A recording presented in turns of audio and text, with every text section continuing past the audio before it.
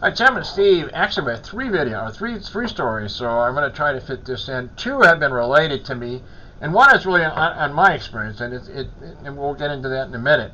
But let me just go into the first one, and the first one is about a woman that was having a typical day, nothing out of the ordinary, and she had a family, and she had to go shopping, she had grocery shopping, and so she went to the store, and it was one of those days.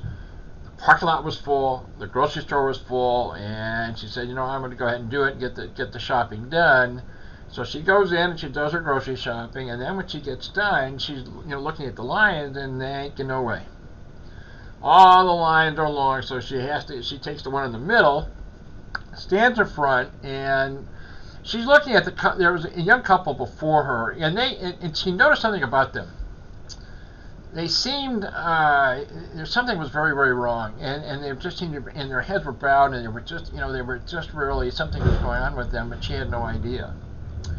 But anyway, she's looking at them, and then for a second she looks at the magazine rack with the headlines, and then she's looking at the candy on the other side, and she looks back to them again, and she knows that they're really upset, and she has no idea what it is, and then suddenly, out of nowhere, there was like a force. There was something that just kind of got in, and there was a voice that just came into her mind, pretty loud. It was just really saying, "Tell the couple before you tell them there's going to be a miracle."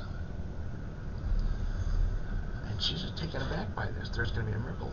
Just now, there's a miracle today.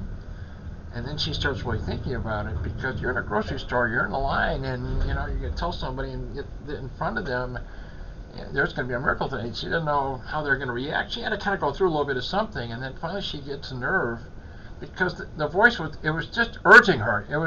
She felt the impulse about doing that, and she said, "Excuse me, there's something I have to tell you." So they both turn around to look at her, and then she knows there is something really going on dramatically. And the miracle, she almost makes a connection to this, and she didn't know what the circumstances were going to be. But she tells them, "There's going to be a miracle for you today. There's going to be a miracle." Needless to say, the couple that was, they looked at each other, and the woman in front of her started to cry. The tears were coming down her tears. And then she hears what the rest of the story is. Her father just went through surgery. They didn't know whether he was going to make it or not. They had to get something at the grocery store. They both left. They had to get something, and there were other family members there. And they were very, very upset about it. And then they hear the story that there's going to be a miracle today. They get a phone call. He got through surgery. He's doing just fine. That was the miracle today. Things happen. Whether it was a guardian angel of some kind, whether there are other forces at play there, but it was just a really interesting story. Sometimes things happen to us. We're out there and the unexpected happens, and it was an interesting story. Second story. Another story is a mother and a daughter. And the daughter is going to college, and the mother is going to take her to college. This is, I think, in California, Southern California. And so what happened? This was some time back. She explained to me this whole incident happened some time back. And so anyway, she's they're going to take she's going to take her to the university that she's at, and then she's driving, and then again something just told her to stop, and she literally did.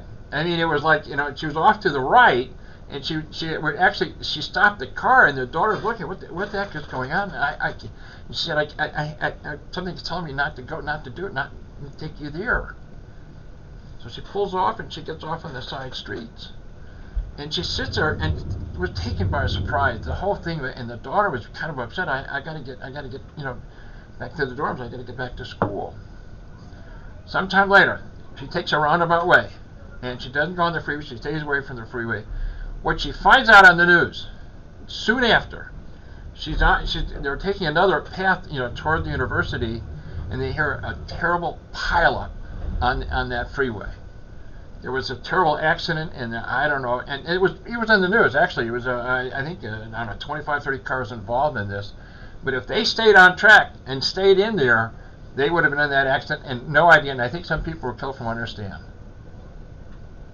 Guardian angel, something was telling. Don't go. I talked about this in another story. There was a guy that said he just kept hitting red lights all the time, just keep hitting red lights. But another story, everybody. Third story happened to me. And I had to, I go to Pep, I've been there for quite a while. I take my tires to them, so on and so forth. I need new tires, so I went in there. And I had to get a wheel line and so on and so forth. And there were people waiting, and I went to the counter and talked to them, and they started working on my car and so forth. I sat down, and there were some other people there. And, there's one guy sitting next to me. I have to tell you guys, when you looked at him, he was a rough guy. You can kind of tell this was a rough guy, but he's also, there was a kind of nice thing about him, but you knew he was a rough guy. So anyway, what happened is they know me by now. Pep Boys, the counter, they know me that I'm a chaplain. So the chaplain said, "Can you come here?" And they wanted to kind of go over something to do with the wheel balance. I don't know what was going on with that, but so I went there and I talked to him. Then I sat back down, and the guy next to me that I was telling you about said, "Do you mind if you're a chaplain?" I said, "Yeah." I said, "Do you mind if I talk to you for a minute?" I said, "Sure. What's on your mind?" He tells me his story. He tells me this guy did some bad things. This guy did some really bad things, and was a drug dealer, all kinds of stuff.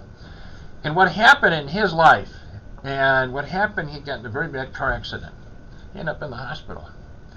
During the time he was in the hospital, he had an ND experience. And the ND experience, he saw the light, he saw God, he knew this was God, and he also, there were relatives around there, and they were kind of, based on what he was telling me, they were kind of edging him on to cross over.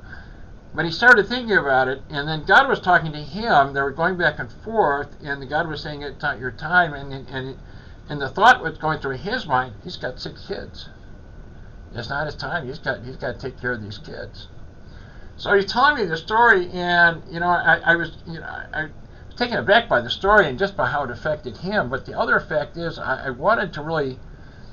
I told him that, how many people see God? How many people actually meet God? And you did. And that's the thing about it, is that, these near-death experiences are more common, but they're still very rare in so many ways. And I was telling him that you were just very blessed.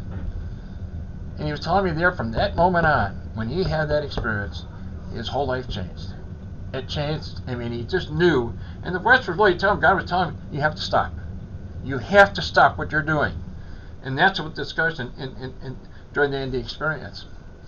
So, needless to say, he's got 6 kids. He's got a girlfriend. They're not married. They've been together now for 11 years. And there's some things going on, but they're gonna hopefully get through it and so forth. But I really iterated to him. He's very blessed. He had the opportunity to meet God, and God was telling him to get back on the path. Anyway, that's the stories, everybody, and I'm trying to keep it the time I'm looking at the time. But that's 3 stories, everybody, and things happen, everybody. Forces at play, and it always amazes me what goes on. The unseen, or and I keep saying the universe is far bigger, and it's huge, and things go on, everybody. Anyway, I'm going to go ahead and sign off right now. I appreciate your time as always. I hope your day is going well. Until the next video, thanks again for watching the video. Thanks again.